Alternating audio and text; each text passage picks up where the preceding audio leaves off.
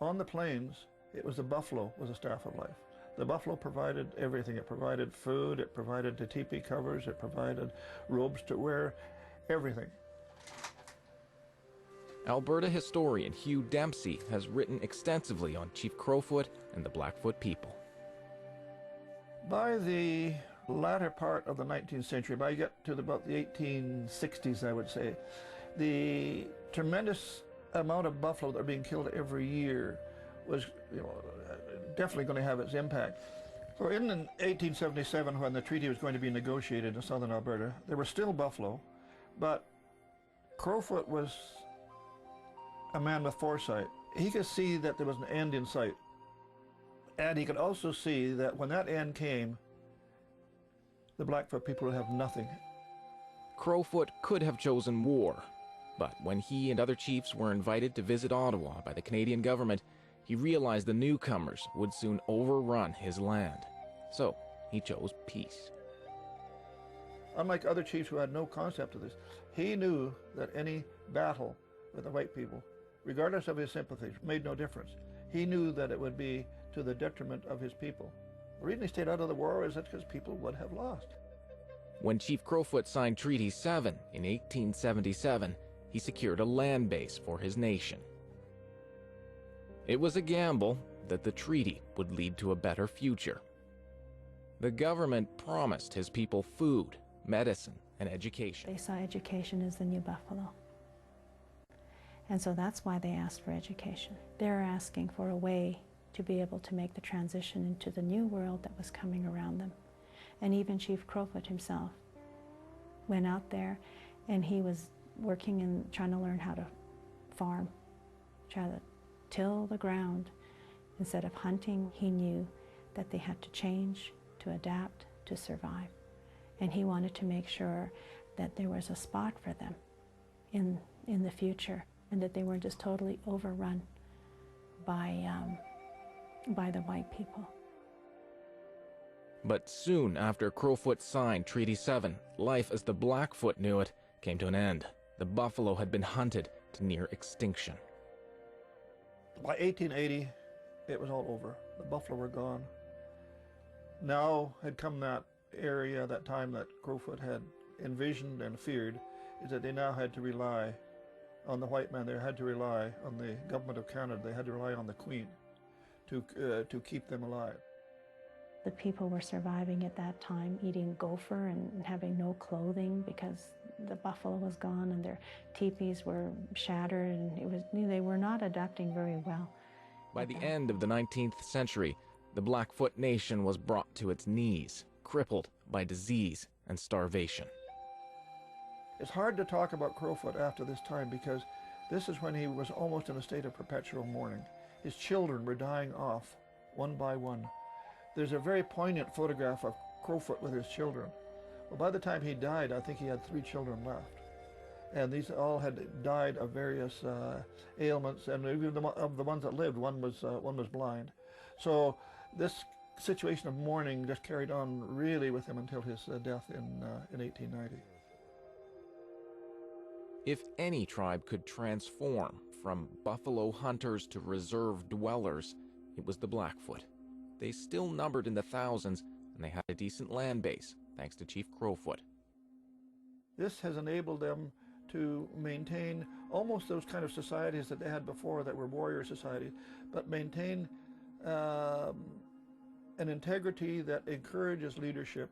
So when cattle were introduced in the 1890s, many of the people embraced it and became quite good farmers. When coal mining was introduced, again, there are people who were quite willing to go down to the mines and to work and to gain an income from this, again with this idea of self-sufficiency. Even so, by 1905, as the province of Alberta was born, the Blackfoot were dying.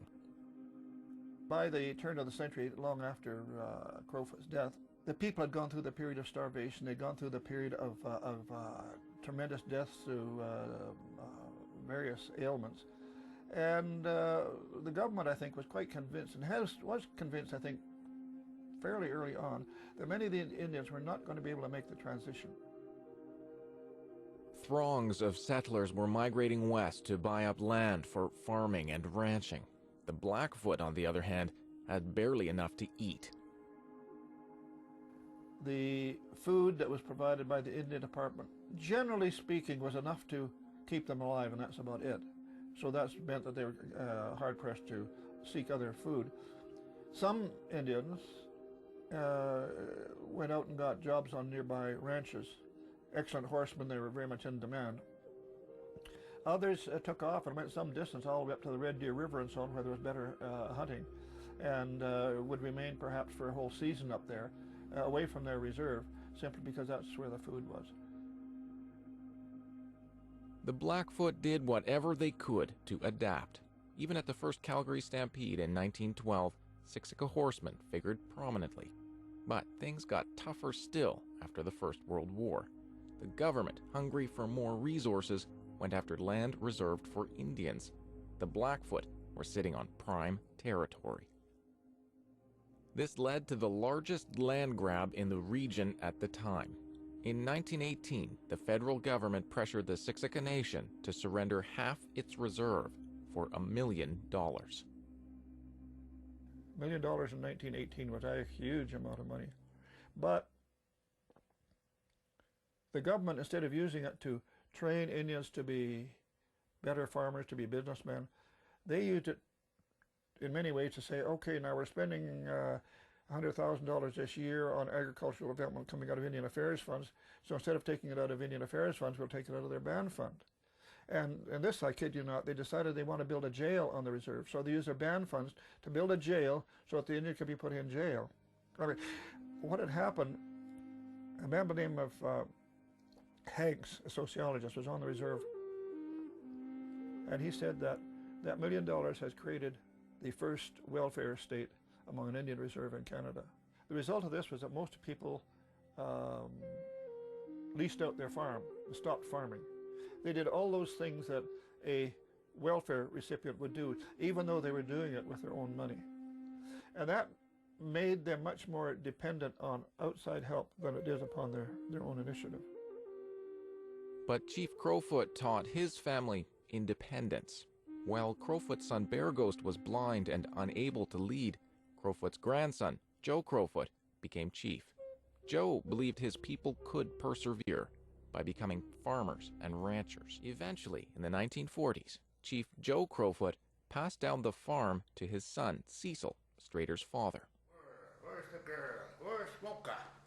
Cecil lives in Edmonton now, but in the 1940s, he didn't rest until he had the biggest farm on the reserve. Oh yeah, I broke a lot of land. I had the biggest farmer down there. I went over the limit, a quarter section, you know. I started breaking more land. Oh gosh, we worked 17 hours. And combining, sometimes we worked 24 hours. I did a lot of custom work. I did for the Indians. They got no tractors.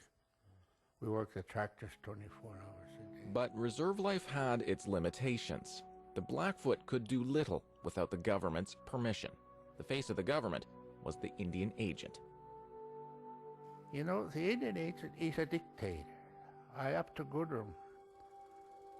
They can break or make an Indian on the reserve.